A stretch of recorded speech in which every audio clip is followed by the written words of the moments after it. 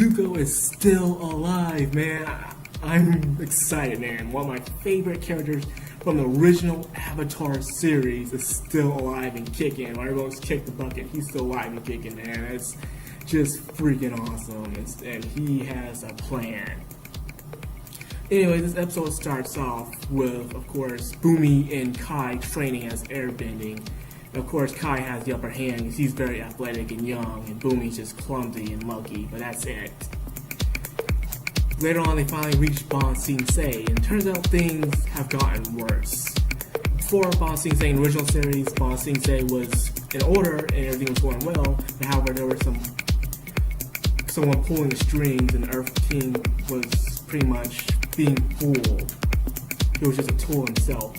And this one, Ba Sing Se's queen, she is actually the one pulling the strings, and she is doing a crappy job at it. People know this woman's bad. People know she's up to no good.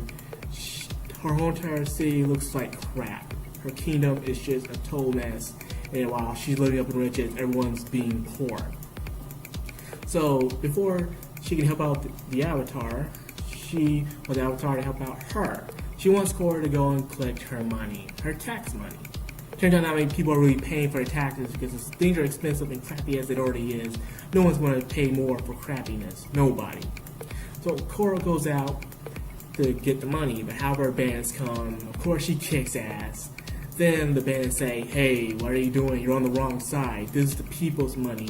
The queen don't need this. In which he was right, and Korra also believes that as well. But she had to do it in order to find the other airbenders. As she does this job, the queen says out saying how there are no airbenders in Ba Sing Se. But you know it's a total flat out lie, you know? It happened all over the world, and Ba Sing Se is one of the biggest empires on their world right now. And of course they're going to have some airbenders in there, so something's totally not right. Other story is with Mako and Bolan. It all started out with Kai running off, and now he's going around scheming people and stealing their money. So in a way, he's kind of like a male version of Toph in a way, but he airbends and he can see. But he's not that cool. In fact, I don't really like him that much. He's just a stereotype character you usually have in some of these shows, you know. Anyways, as Mako and Bolan are looking for this guy, turns out they find their family, and that's good. But it turns out the family's actually in this very cramped up small house and everything. They're all eating just crap, too many people in the one room. It's like, it's just horrible. Anyway, they're telling about the past of their father, how he always dreamed of leaving Ba Sing Se and traveling the world with all his biggest adventures and stuff like that. So great character development with Mako and Bolan. Very excellent indeed.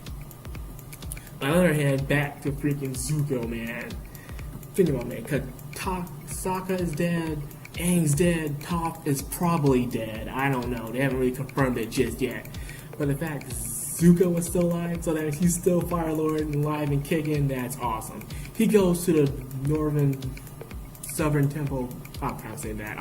He goes to the Northern Temple of North Pole, where the two twins are the new emperors of it.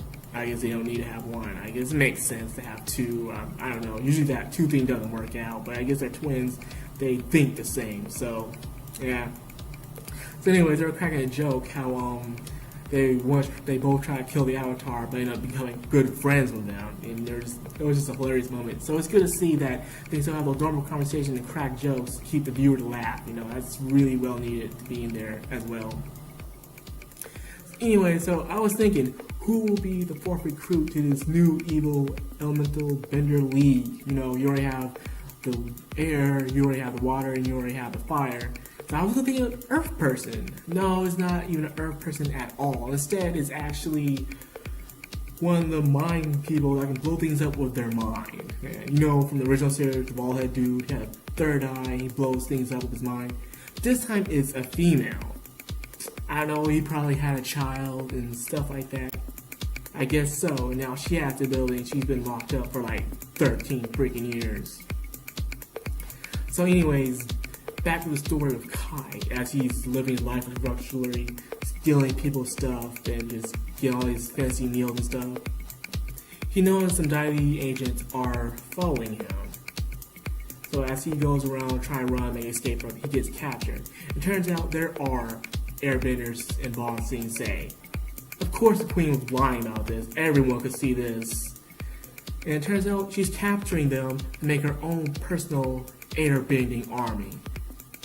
You can't get more selfish than that, man. You barely pay these people, now you're kidnapping them and make your own personal army for no freaking reason. Like, what's the point in it? You already have Ba Sing Se.